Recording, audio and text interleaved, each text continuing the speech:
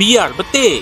Haiwan comel ini mampu tumbuhkan semula anggota badan yang terputus. Ini adalah axolotl atau nama saintifiknya Ambystoma mexicanum. Makhluk comel ini hanya boleh ditemui di Mexico City, terutamanya di Tasik Xochimilco dan Tasik Calco. Axolotl bernafas menggunakan insang yang terdapat pada tepi kepalanya.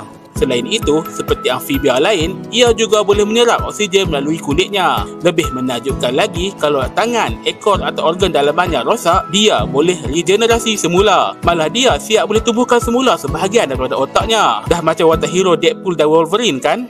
Hang okey dok ni? Tangan hang putus dua-dua ni. I'm fine. Ekor hang putus telos ni. I'm fine. Bini hang lari cari lelaki lain. Tapi, axolotl kini hampir pupus di habitat asalnya disebabkan pencemaran dan pembangunan. Adakah haiwan ini cukup pelik bagi anda? Yang belum subscribe, jangan lupa subscribe tau.